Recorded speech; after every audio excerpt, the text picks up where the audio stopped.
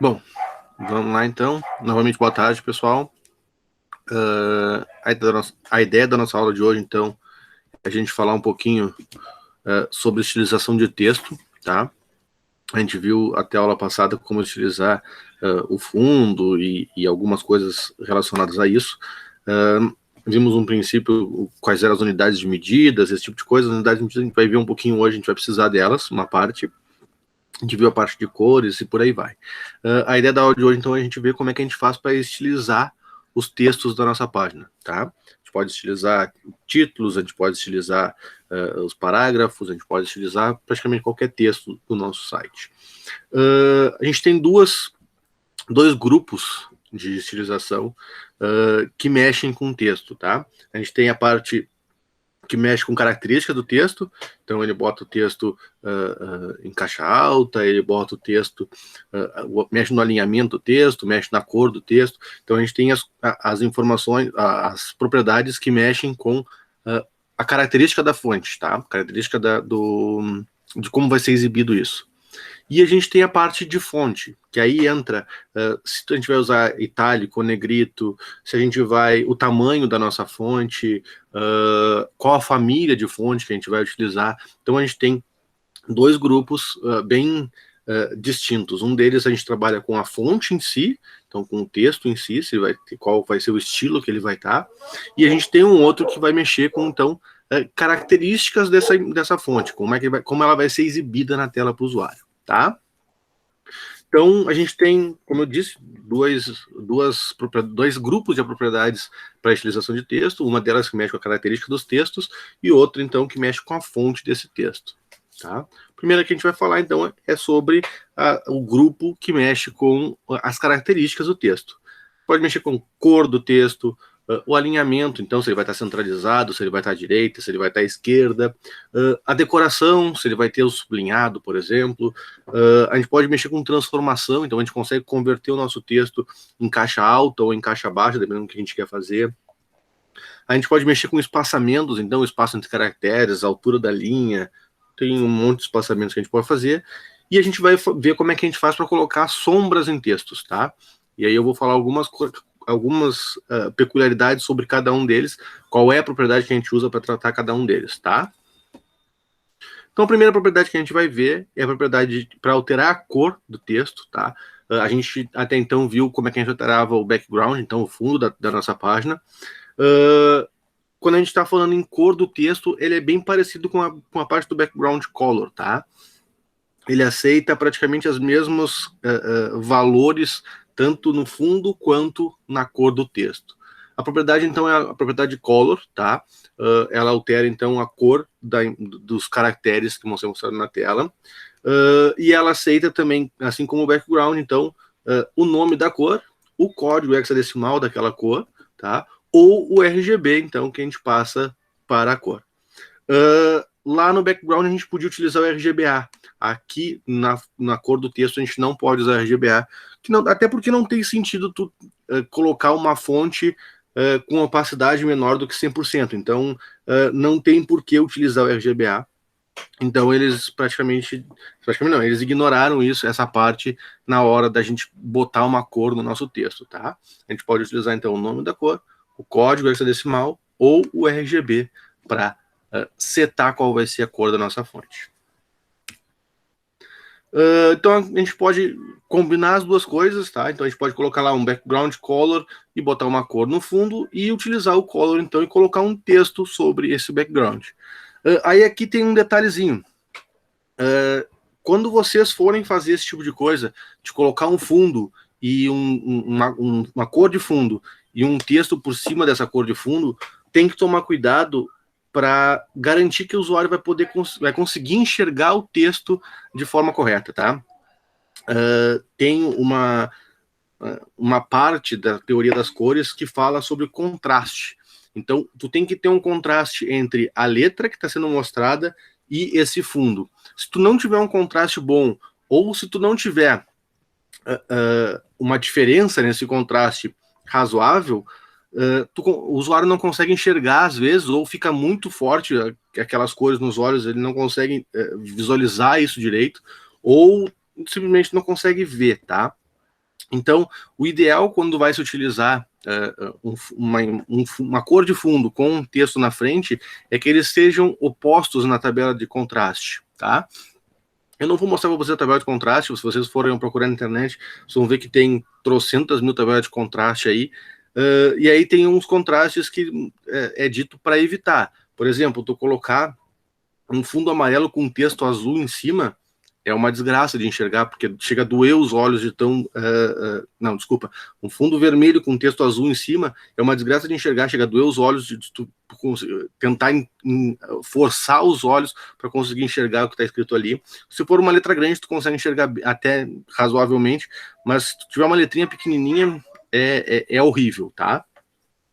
Então tem que procurar contrastes altos. Por exemplo, se eu tiver um fundo branco, eu boto minha letra em preto. Se eu tiver um fundo preto, eu boto minha letra em branco. Ah, eu posso utilizar um amarelo clarinho no fundo com um azul na frente. Fica legal, dá para enxergar bem. Então tem que procurar essas cores que tenham um contraste alto entre si. Que daí tu consegue garantir que o usuário vai enxergar o fundo e a letra também, sem precisar subterfúgios, como tem alguns sites que botam umas cores gritantes, que tu tem a opção lá de selecionar, mudar as cores que tu está utilizando para ter um contraste melhor e uma pessoa que tem dificuldade visual conseguir enxergar.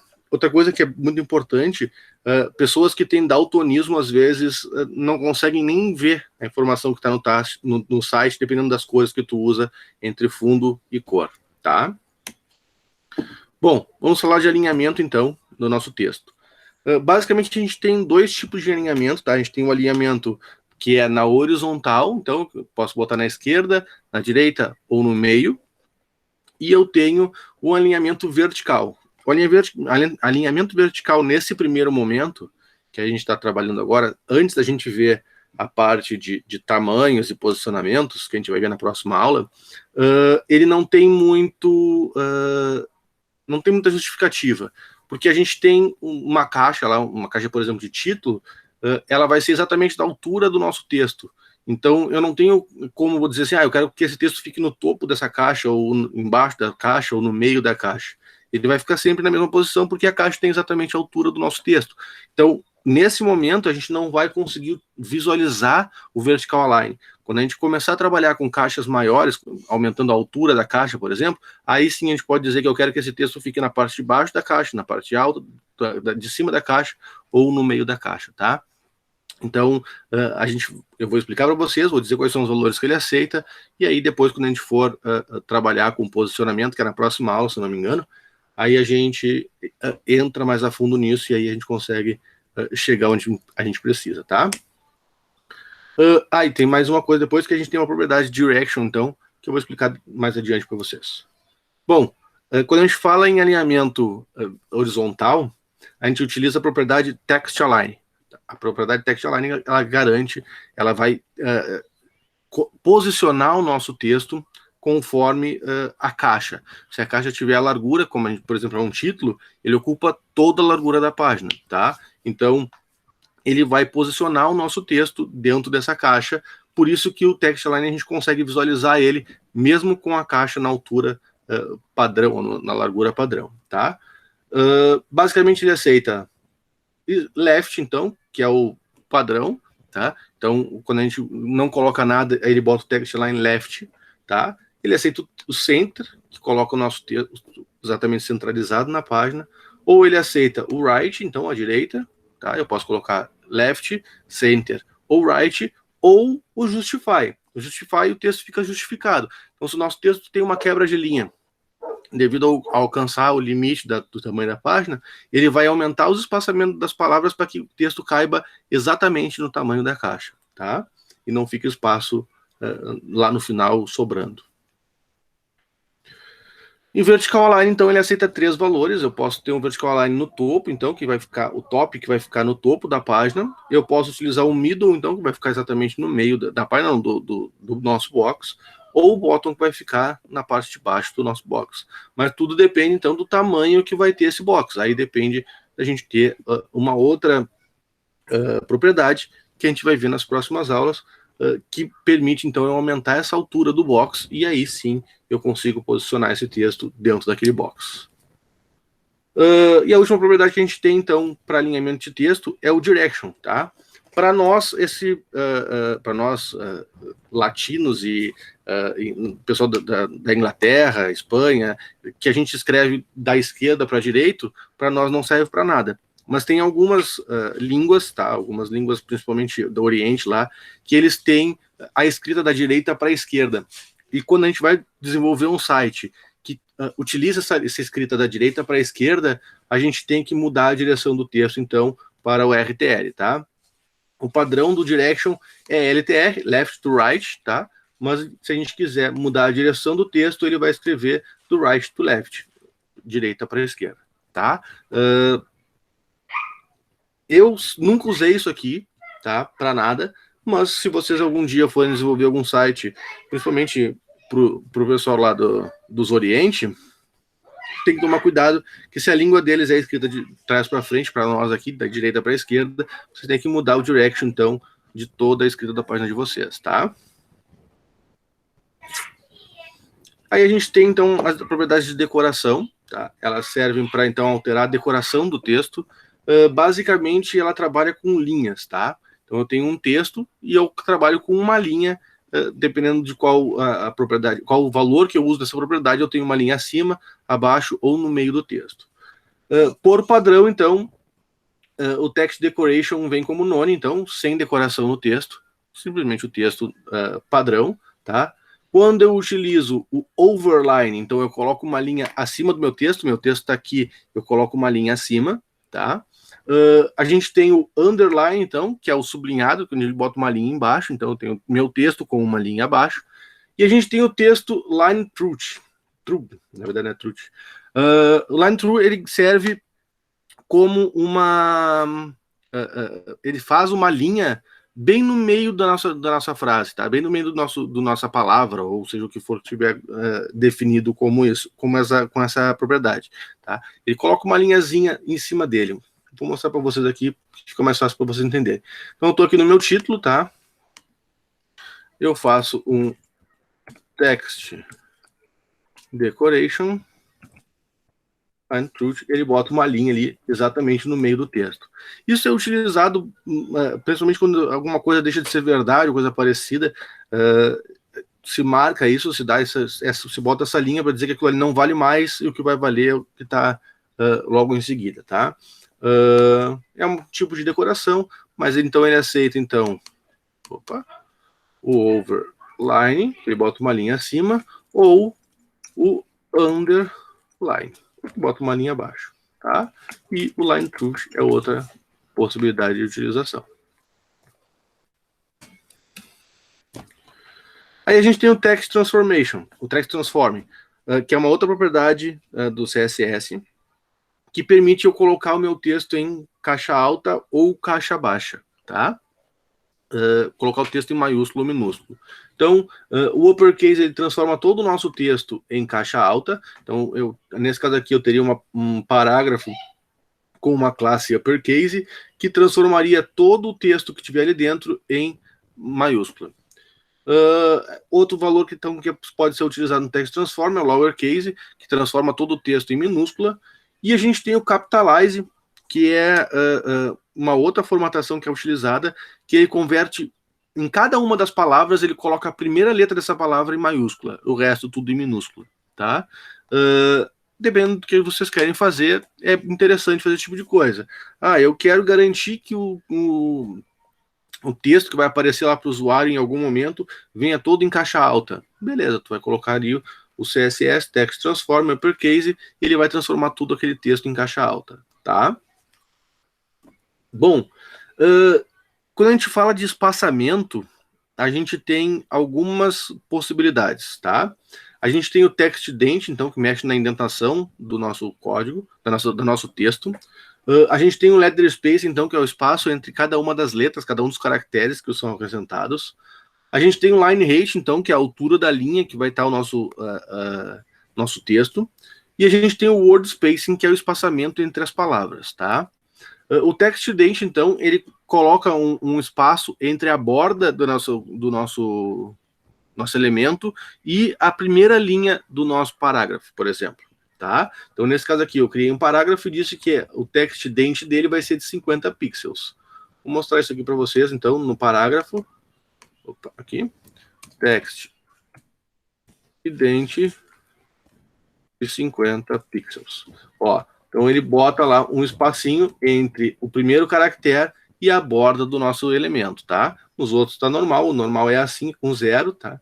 Se eu botar esse text dent ali, ele vai automaticamente colocar o meu texto com o espaçamento na primeira linha. As demais linhas permanecem igual. É como se usa nas... me fugiu a palavra agora, nas redações que vocês fazem, esse tipo de coisa, normalmente a gente usa lá um espacinho na primeira linha para dar uma maior visibilidade que eu estou começando um novo parágrafo. Pum. Aí outra propriedade que a gente tem então é o ladder spacing, que mexe no espaçamento entre as letras, tá? Não é muito comum ser utilizado, mas está aí à disposição para quando a gente quer botar mais um espaço maior. Tem pessoas que têm problemas de leitura, como, esqueci o nome da doença, mas tem uma doença que as pessoas não conseguem ler o texto se for com um caractere muito juntinho um com o outro. Não vou me lembrar agora o nome da doença. Que quando tu aumenta um pouco esse espaçamento entre as palavras, eles já conseguem ler de forma mais fácil isso e o texto, a informação que está ali, e conseguem enxergar, então, o dado que está querendo ser mostrado, tá? Então a gente tem essa possibilidade de aumentar esse espaçamento para que qualquer pessoa consiga ler. Se a gente botar um espaçamento muito grande, complica para ler, porque até os espaços ficam com um espaçamento diferente, fica bem estranho, tá? E a gente pode colocar, inclusive, valores negativos que aproximam mais as letras, tá? Então, vou mostrar um exemplo para vocês aqui, vou deixar nesse cara aqui mesmo. Ladder spacing, vou botar 3 pixels aqui. Ele aumenta o espaçamento entre as palavras, tá? Quanto mais eu aumento, mais longe fica uma letra da outra. Tá? Se aumenta demais, ó, que já está em 12 pixels, já está até difícil de ler, porque começa a ficar com uma certa dificuldade de achar aonde que termina uma palavra, onde começa a outra, então começa a complicar. E eu posso, inclusive, o padrão é o 0, tá? Então esse aqui seria o padrão, e conforme eu vou diminuindo esse número, eu vou aproximando as letras. Só que olha só, com 2 pixels negativos, eu já começo a ter uma letra se encostando na outra. Se eu começo a diminuir mais, ó, ela começa a se juntar tudo e fica uma bagunça, tá? Então, em alguns casos pode ser que seja interessante diminuir isso para um número negativo, mas normalmente o ideal é o 0, ou para pessoas que têm problemas de leitura com texto muito junto, eu estou aumentar um pouquinho, assim, só para dar uma distância assim, um pouquinho maior entre as letras, para facilitar essa leitura, tá? Aí a gente tem o line rate, então, vocês ainda estão longe do TCC, mas quando vocês forem escrever o TCC de vocês, que tem que ter uma escrita científica, que a gente chama, vocês vão ter que utilizar um espaçamento, por exemplo, de 1,5. Então, o line rate, então, ele permite a gente aumentar esse espaçamento entre o nosso texto, tá? O tamanho da linha do nosso texto. Por padrão, o line rate é 1, tá? Que é o tamanho de um caractere. Não me lembro qual é o caractere, mas ele tem um caractere específico lá que ele anota como o tamanho do caractere. Se eu colocar números menores do que 1, eu começo a diminuir essa altura da linha. E aí eu posso ter letras se acavalando uma outra, então subindo uma por cima da outra, tá? E aí, se eu coloco números maiores do que 1, eu começo a ter um espaçamento maior. Por exemplo, para fazer esse espaçamento de 1,5, que se usa no CCC, por exemplo, a gente colocaria um line rate de 1,5. Com um espaçamento de 1,5, então a gente tem uma linha e meia para baixo, dando um espaçamento um pouquinho maior entre os caracteres do nosso texto, tá? Tá aí disponível para vocês usarem. E a gente tem, então, uma outra propriedade de espaçamento, que é o word spacing, que permite eu aumentar o espaçamento entre as palavras. O ladder spacing, então, eu tenho espaçamento entre as letras, e o word spacing, a gente tem espaçamento entre as palavras. Então, eu tenho a palavra toda junta e um espaço maior no lugar do caractere de espaço, tá? É bastante utilizado também quando a gente tem algumas dificuldades de leitura, por exemplo, que a gente aumenta, então, esse espaçamento. Então, eu aumento o espaço entre as palavras. As letras continuam juntas, mas o espaço entre as palavras fica maior, tá? E eu posso aumentar o quanto eu quiser. Lembro que quando eu aumentava demais o letter spacing, ficava difícil de ler, porque as letras ficam mais longe de uma da outra e acaba complicando um pouco mais. Quando eu utilizo o word spacing, então, eu tenho as letras juntas, mas o espaçamento entre as palavras um pouco maior, tá? Dá para agrupar os dois, não tem problema, a gente pode usar esse agrupamento sem problema nenhum, só usar as duas propriedades. E por último, mas não menos importante, a gente tem a propriedade de text shadow, tá? Que é a sombra numa letra, numa palavra, ou num parágrafo, ou seja, onde for, tá? Então eu vou fazer uma sombra nesse meu texto. Para isso eu preciso passar pelo menos 2 parâmetros, que são esses dois aqui, que é o deslocamento dessa sombra em relação ao texto original, tá? Imaginem que eu tenho aqui um texto original, se eu colocar como 0 e 0 ali, esse texto vai estar exatamente atrás do texto original. Então não vai fazer diferença nenhuma, não vai aparecer nada, tá? Aonde eu começar a aumentar o primeiro, daqueles 2 pixels ali que tem ali, eu começo a botar esse texto para lateral. Então, se eu começo a botar ele positivo, ele vai para a esquerda. Se eu começo a botar ele negativo, ele vai para a direita. No caso, ao contrário de vocês aí, tá? Então, aí eu tenho um deslocamento dessa sombra para o lado. Se for positivo, ele vem para cá. Se for negativo, ele vai para lá, tá? E o segundo campo, eu tenho uma alteração da posição dele na vertical. Então, se eu colocar número positivo, eu vou para baixo. Se eu colocar número negativo, eu vou para cima com essa sombra. Tá? Então, vou fazer aqui um exemplo para vocês. Eu vou colocar no título, que é mais fácil de enxergar, que é um texto menor. Depois eu vou mostrar para vocês como é que fica isso no parágrafo. Text. Shadow. Ô, senhor, nesse caso não seria ao contrário? Tipo, se fosse positivo, ele iria para a direita? Porque, deixa eu perguntar, ele basicamente segue eixo X e Y? Igual na matemática? Isso. Ah, tá bom. Então, se fosse positivo, ele não iria para a direita? Ele vem para direita. É isso, para a direita, desculpa, me atrapalhei. Ah, tá. Olha aqui, ó. Eu vou mostrar para vocês aqui, ó. Eu tenho ele, os 2 eixos aqui, ó. O eixo X aqui é o positivo. Olha a sombra lá, ó. Ele vai correndo para a direita. Quando eu boto o número negativo, ela corre para a esquerda. Tá? E no eixo Y, aí sim, quando eu boto o número positivo, ele vem para baixo. E o número negativo, ele vai para cima. O eixo Y ele é o contrário. Tá? Entendi, senhor. Obrigado.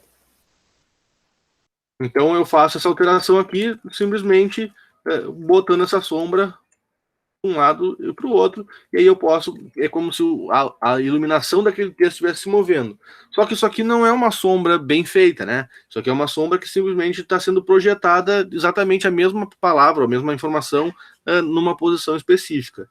Para alterar isso, eu posso simplesmente vir aqui e colocar mais um valor em pixels, por exemplo, que ele vai esfumaçando essa informação que está ali, tá? Com 5 pixels já fica um pouco esfumaçado, mas ainda dá para entender o que está lá no texto. Quando eu aumento isso mais, por exemplo, vou colocar 20 pixels, ó, ele já esfumaça tanto que não dá nem para ler a informação que está ali dentro, fica só como se fosse uma fumaça. Claro que aqui está longe da posição, o ideal seria alguma coisa assim, no máximo em 10 pixels aqui, 10 pixels e 10 pixels. Ó, aí fica uma sombra ali. E além disso, eu posso colocar aqui no final uma cor. Vou colocar um red aqui, por exemplo. Pronto. Fiz uma sombra vermelha ali, com um valor de esfumaçamento bem alto. Se eu diminuir um pouco, dá para conseguir ver a fumaça ali. Mas a ideia é que isso fique uma sombra, como se fosse uma sombra projetada realmente, tá? E tem mais uma coisa que é legal. Eu posso fazer mais de uma sombra. Para isso, eu simplesmente tenho que vir aqui, colocar uma vírgula, colocar lá menos 10 pixels, eu vou botar, para ficar para o outro lado, menos 10 pixels, para ficar para o outro lado também. Vou deixar com os mesmos 10 pixels de fumaçamento, só que eu vou botar uma cor azul. Blue. Pronto, ó. Então eu tenho 2 sombras. Uma sombra vermelha para baixo e para a direita, e uma sombra azul para cima e para a esquerda. Tá? Então, e eu posso botar quantas sombras eu quiser, posso botar outra vírgula ali e colocar uma outra sombra. Então, se tu colocar elas na mesma posição e deixar a mais de trás um pouco mais esfumaçada e vir diminuindo esse esfumaçamento, tu consegue fazer tipo um efeito 3D, dá para fazer uma coisa bem legal só utilizando essas sombras, tá? Mas isso é legal, mas tem alguns problemas. Eu vou mostrar no parágrafo aqui de baixo, só para vocês conseguirem enxergar. Text, Shadow, vamos botar aqui 2 pixels, 2 pixels, sei lá, 10 pixels, blue, pronto. Tá, então eu tenho aqui um texto, não, blue vai sumir ali, deixa em preto mesmo. Pronto, tá? Então eu tenho aqui uma informação, tá muito esfumaçado. Então eu tenho uma informação que está ali, tá? Que não está me atrapalhando, mas se eu começar a mexer nisso, tem algumas posições que começam a atrapalhar a leitura já. Pessoas que têm dificuldade de interpretação, de leitura de texto, já começam a não conseguir identificar. Se diminui um pouco mais esse cara aqui, ó, já começa a ficar letra embaixo, aí você não consegue entender. Então, quando for textos muito grandes, tem que tomar cuidado quando utilizar sombras para não ter problemas de não conseguir ler o texto que está ali depois, tá? Quando é texto pequeno, por exemplo, um título, não tem problema de tu colocar uma sombra para ficar bonito, fazer um efeito, esse tipo de coisa. Mas agora, quando a gente está falando de parágrafos mais compridos, maiores, assim, às vezes pode dificultar um pouco a leitura, tá? Então tem que tomar cuidado com essa parte de utilização de sombras. Bora pra sair, vem pra cá.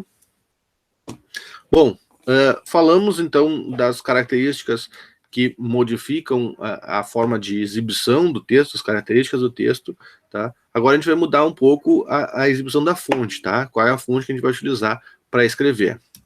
Mas antes da gente saber como é que a gente modifica essas fontes e por aí vai, eu vou falar sobre as famílias de fontes, então, a gente vai mostrar para vocês como é que altera a família da fonte, como é que altera o estilo, então, se é negrito, se é itálico, se é normal, e o tamanho da fonte também vou mostrar para vocês como é que se faz, tá? Mas antes da gente entender como é que funciona isso, a gente tem que entender um pouco das famílias de fontes, tá? Para a gente alterar a família da fonte, a gente usa o font family, então a propriedade font family, que a gente altera a família da fonte. Mas a gente precisa saber algumas diferenças entre as fontes, tá?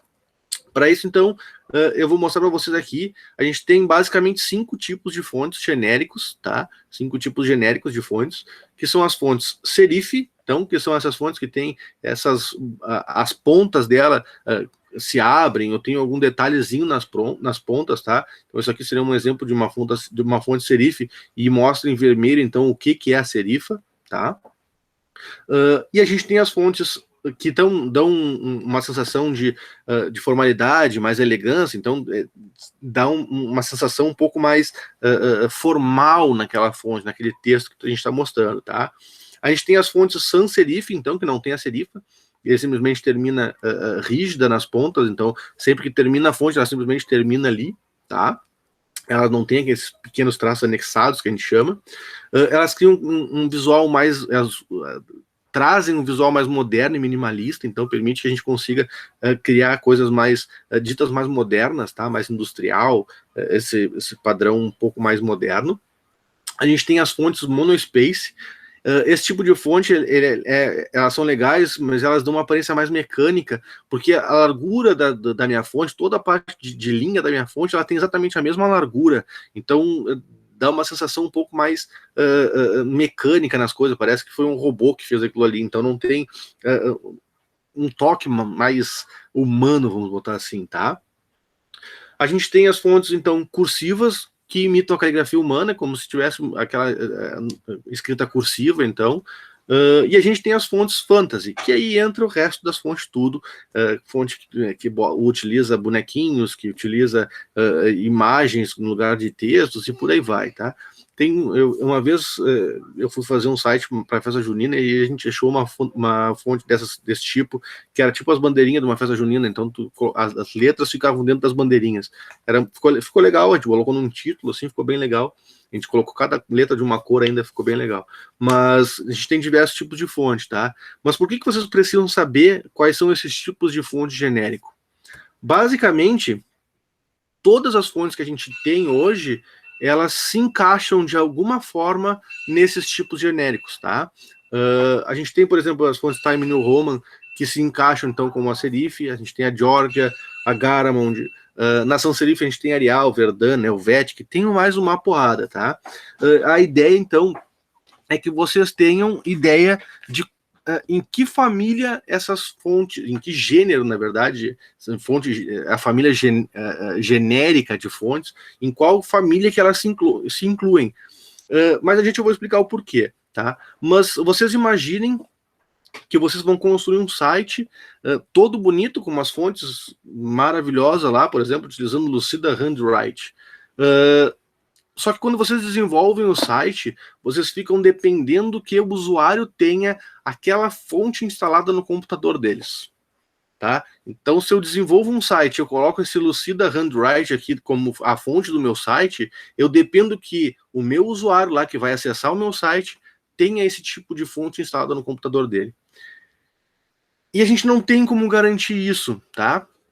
Tem algumas fontes que são meio padrão, até vou mostrar no próximo slide, algumas fontes que são meio, tem um padrão, vamos botar assim, que tem instalado em todos os sistemas operacionais, em todos os computadores, que seria mais fácil da gente conseguir.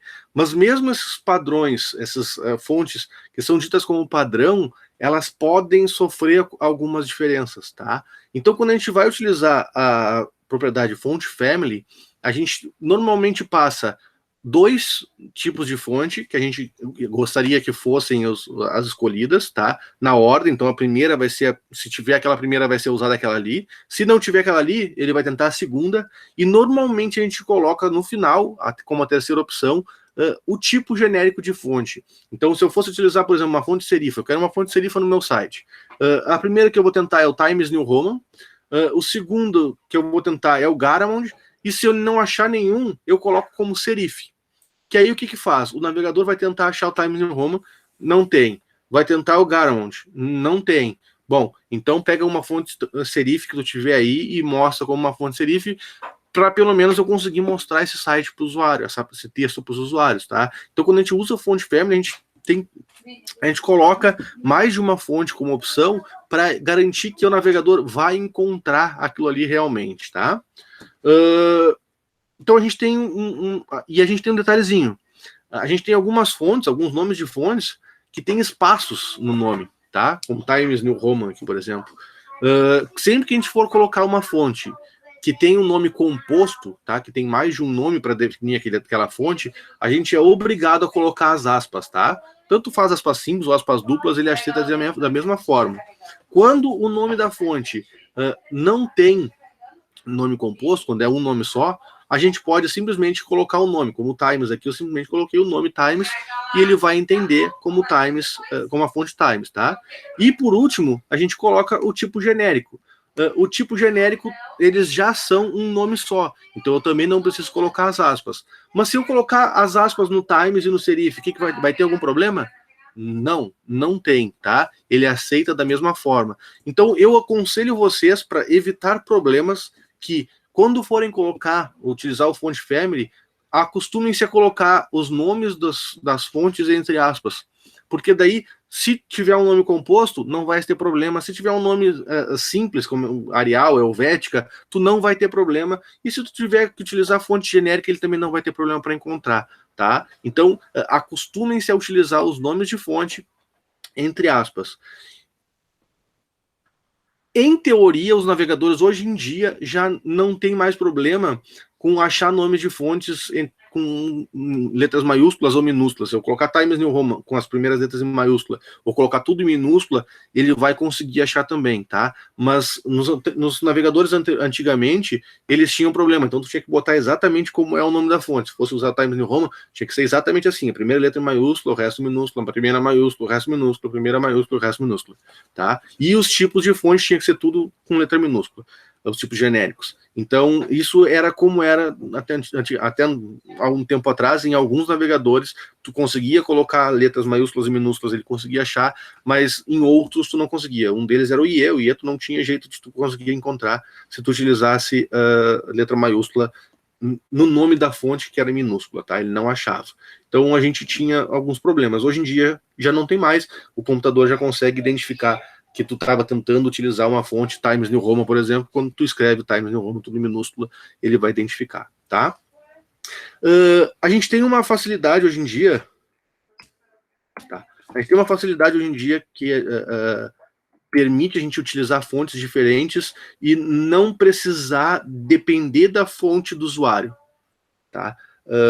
Hoje a Google, não sei se vocês conhecem o Google Fonts, a Google fornece então um site que eles têm trilhões de fontes lá disponíveis para utilização, e a gente não fica dependendo do usuário ter aquela fonte instalada no computador, tá?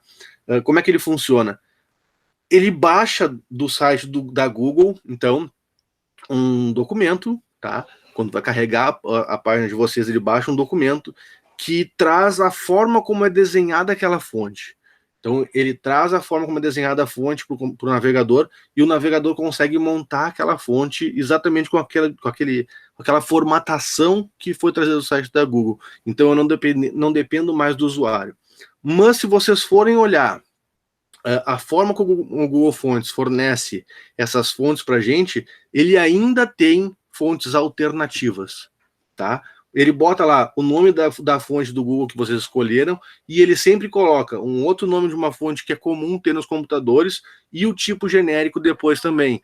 Por quê? Se num dado momento eu estou utilizando o Google Fonte e o meu computador tenta ir lá no Google e o servidor do Google está fora, eu não consigo baixar a formatação da fonte para o meu usuário, para carregar o site para o meu usuário. Eu tenho que ter uma forma de fazer o meu site funcionar, mesmo sem ter o servidor do Google. Vai ficar estranho, provavelmente, não vai ficar exatamente igual como a gente tinha pensado o site, com aquela fonte específica, mas vai carregar para o usuário. Então, o Google também fornece um nome de fonte alternativo, normalmente um desses mais genéricos, que estão em tudo que é computadores, e o nome genérico, então, para evitar problemas com o carregamento de fonte no computador do usuário, tá? Aqui a gente tem uma lista que é dita como as fontes universais, as fontes que estão disponíveis em todos os computadores. Então, o Arial, Verdana, Helvetica, Tahoma, Troubleshoot, Times New Roman, Georgia, Garamond, Courier e BroScript, todas essas aqui, em teoria, estão disponíveis em todos os sistemas operacionais, tá? Tem outras que, por exemplo, quando tu instala o Office, ele instala uma porrada de fontes junto do Office. Quando tu instala o Photoshop, ele carrega mais uma porrada de fonte lá junto com o Photoshop. Então, tudo depende das fontes que o usuário tem instalada no computador. E sempre que tu instala um novo aplicativo que carrega uma fonte, ele instala lá nos tipos de fonte do sistema operacional e fica disponível para poder utilizar no teu site também, tá? Então, quando vocês forem utilizar fontes e vocês não têm certeza se ela é uma fonte dita como universal, que nem essas aqui, coloquem uma dessas aqui depois da que vocês estão tentando utilizar, e por último ainda coloquem o tipo dela, tá? Então todas elas têm, sans serif, serif, monospace, cursiva. Então vocês têm ali qual é o tipo genérico e vocês colocam esse tipo genérico no final para evitar problemas de carregamento de fonte, tá? Já disse isso aqui para vocês. Outra possibilidade para alterar o estilo de fonte é utilizar as propriedades para mudar a forma da fonte, tá?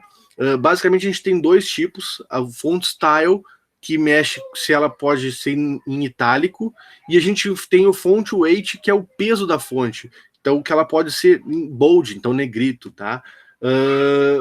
Para garantir que a gente possa utilizar o nosso texto tanto em itálico quanto em negrito, a gente tem que utilizar as duas formas, tá? Então, o font style é uma propriedade do CSS que permite que eu coloque o meu texto em itálico, tá? Na verdade, ele tem duas formas, ele tem itálico e tem oblique, tá? O oblique, ele fica com a fonte no oblíquo. É um pouquinho mais deitado que o itálico, tá? Então, se eu quiser colocar meu texto em itálico, eu utilizo o font style italic, ele vai botar o texto deitadinho para itálico, e se eu quiser ele um pouquinho mais deitado, eu posso utilizar o oblique, então, que ele vai deixar ele um pouquinho mais deitado. O ângulo é um pouquinho maior, mas eles são praticamente iguais os dois, tá? Então, se eu quiser colocar minha fonte em itálico, eu utilizo o font style. e coloco ele como itálico ou oblique. O padrão é normal, então, um texto na formatação normal, tá?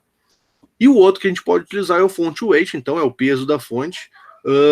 Quando eu utilizo o padrão é o font weight normal, então, que é o peso da fonte normal, que escreve o texto normal na tela. E se eu quiser colocar em negrito, eu coloco o font weight bold, ele automaticamente vai ficar mais gordinho e vai ficar negrito, tá? E a última propriedade que a gente vai falar na nossa aula de hoje é a propriedade font size. A propriedade font size, ela mexe no tamanho da nossa fonte, literalmente, tá? Basicamente, a gente vai passar para o nosso sistema, para o nosso HTML, lá para o nosso CSS, qual é o tamanho que a gente quer que aquela fonte fique, tá? Lembra que a gente falou lá no começo da nossa disciplina, na parte de CSS, quando a gente falou, quando eu falei para vocês que a gente tem diversas unidades que podem ser utilizadas na hora de definir o tamanho de alguma coisa, esse tipo de coisa. Aqui, então, é onde a gente utiliza uma parte disso, então. A gente pode botar em pixels, a gente pode colocar em EM, que é uma unidade de medida lá também. A gente pode utilizar centímetros, a gente pode usar polegadas, tem alguns que são permitidos, tá? 99% dos casos é utilizado o pixel, tá? Que é o padrão para telas de computadores e monitores e celulares e tablets, por aí vai. A gente tem um tamanho do nosso dispositivo em pixels, tá? Então ele define quantos pontos vai ter dentro daquela tela o tamanho dessa fonte, tá? Então a gente vai botar o font size lá para dizer que eu estou alterando a propriedade do tamanho da fonte, vou passar um valor numérico e associado a esse valor, então, uma unidade. Nesse caso aqui, os títulos H1 vão ficar com 40 pixels, os títulos H2 vão ficar com 1.875 EM, que equivalem a 30 pixels. Eu coloquei um comentário em CSS aqui que diz que 1.875 EM equivale a 30 pixels. E eu posso também colocar em centímetros. Então, o meu parágrafo, a fonte dela vai ter exatamente 3 centímetros sendo mostrado na tela, tá? E por último, a gente tem as atividades. Eu deixei 7 atividades para vocês fazerem envolvendo essa parte de texto, tá? Todas elas vai trazer um HTMLzinho para vocês. Vocês podem copiar esse HTML e utilizar ele no Visual Studio ou onde vocês forem editar. Eu já trouxe a tag style para vocês poderem colocar as informações que vocês querem aqui dentro, tá? Então não precisa criar um arquivo CSS separado. Ah, professor, mas eu quero fazer um arquivo CSS separado. Pode usar, não tem problema, eu vou aceitar igual. Dificulta um pouquinho para mim, porque daí quando vocês usam CSS separado, tem que procurar o arquivo CSS para corrigir, mas eu vou aceitar da mesma forma, tá? Mas eu já deixei a tag style aqui para vocês, que vocês podem colocar as regras de CSS dentro dessa tag style, que fica tudo no mesmo arquivo, fica mais fácil para mim corrigir, tá? E para vocês enxergar também fica mais fácil. Então, primeira atividade, eu quero que vocês mudem a cor do texto do corpo da página inteiro, tá? Para vermelho, e o texto do título H1, então, para azul. Então, tu vai ter os demais textos em vermelho e o texto do título em azul. A segunda atividade, então, eu quero que vocês utilizem a tag style ali para deixar o elemento H1, então, esse título H1 aqui, centralizado e na cor verde, tá? Então, vocês vão ter que mexer nas propriedades que centralizam o texto na horizontal e deixa ele na cor verde. Esse aqui o HTML é um pouquinho diferente, então ele já tem um link aqui dentro, e a ideia é que vocês alterem com o CSS e deixem esse link aqui sem a linhazinha embaixo, tá? Você tem que remover o sublinhado do link, porque o link por padrão ele tem uma cor azul com uma linha sublinhando ele, tá? Eu quero que vocês deixem ele em azul, mas sem o sublinhado. Aqui nesse exercício, na atividade 4, vocês vão pegar esse parágrafo aqui e mudar a indentação dele, deixar ele com essa indentação com 20 pixels na primeira linha. Simples, fácil também. Aqui, então, eu pegar esse HTML aqui de baixo, utilizar a tag style para deixar os elementos P com o texto em itálico, tá? Então, eu quero que vocês deixem os parágrafos com o texto em itálico, aquele deitadinho. Na atividade 6, então, vocês vão pegar o texto de vocês, então o HTML de vocês esse aqui, vão deixar o texto da página com 20 pixels, o tamanho dele, e o H1 com 13 em, tá? Então o H1 de vocês vai ficar um pouco maior. Na verdade, bem maior.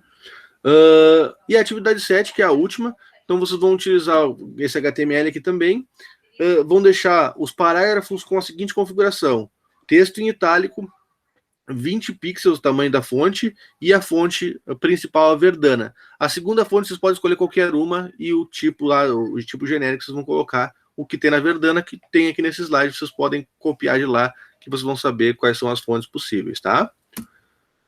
Alguma dúvida em relação a esse conteúdo? Eu sei que tem um colega de vocês que tem uma outra dúvida em relação a outra atividade.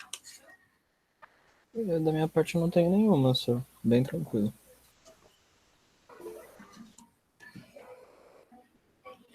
Essa parte ela é tranquila, não tem muito mistério, dá pra...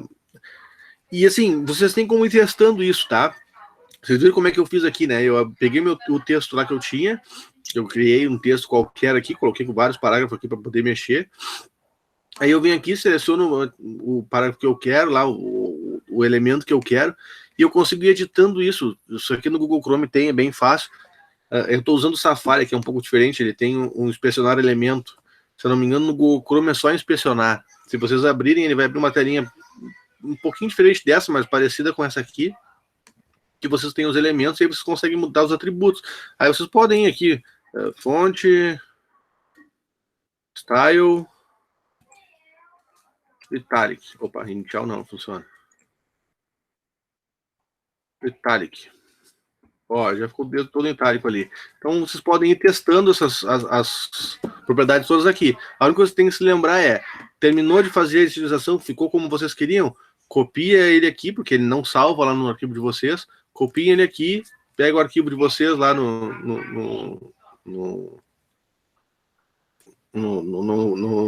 putz, me fugiu o nome, no Visual Studio Code, simplesmente vem aqui, cola a propriedade nova que vocês construíram lá.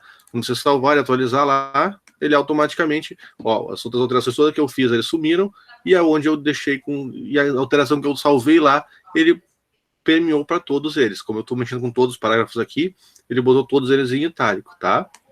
Então, consigo ir alterando, tirando, botando, sem problema nenhum, e é uma forma legal, porque você começa a testar. Eu aprendi CSS basicamente fazendo isso aqui, tá? Eu ia testando, até que eu conseguia fazer o que eu queria fazer. E assim eu fui aprendendo CSS. Claro que depois eu procurei coisas, livros e outras coisas, cursos para me aprender, tá? Mas eu comecei a mexer com CSS dessa forma. Eu abria lá no navegador. Na época eu utilizava o Firefox, que era um pouco melhor essa ferramenta. Hoje em dia todos eles têm mais ou menos a mesma cara, mais ou menos a mesma coisa, mas na época o Firefox era o que tinha o melhor, a parte do desenvolvedor. E aí eu começava a fuçar, até conseguir fazer o que eu queria. E aí assim eu consegui aprender e aprendi bastante coisa de CSS fazendo assim. Tá? Depois, claro, que depois eu fui pegar um curso de CSS, peguei um livro, comecei a ler para aprender um pouco mais. Mas eu comecei no CSS fuçando e modificando as coisas. E tem a vantagem, eu mudei isso aqui. Vou deixar como normal. Vou botar aqui um fonte weight, bold. Sei lá, qualquer outra coisa. Posso botar o que eu quiser aqui. Aí no final, não ficou legal, não era isso que eu queria. Vou lá dar um F5, pronto, voltou tudo para como estava, não salvar nada no meu documento. Então é uma forma de vocês ir testando essas alterações sem fazer alteração realmente no documento de vocês. Aí ficou do jeito que eu quero. Bom, tenho lá todas as minhas regras aqui. Vou lá, copio todas elas, vou no meu Visual Studio e substituo elas pelo que eu quero. Pronto, tá aqui. Tenho lá a minha formatação ideal. Salvo esse cara, vou lá, dou um F5, ficou a mesma coisa, tá safra, é isso mesmo que eu precisava. Tá? Então, vocês têm essa possibilidade de ir fuçando até conseguir encontrar o que vocês precisam. Não, sem dúvida. Tá. Então, se ninguém tem dúvida, Tem um colega de vocês, eu me lembro que tinha um colega de vocês que mandou e-mail. Não me lembro quem é, deixa eu ver aqui.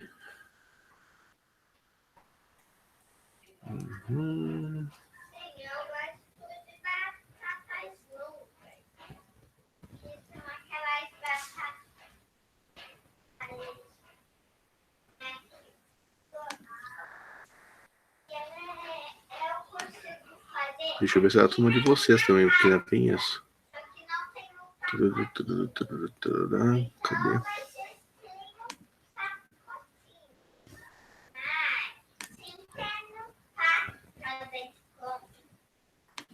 Luiz Fernando.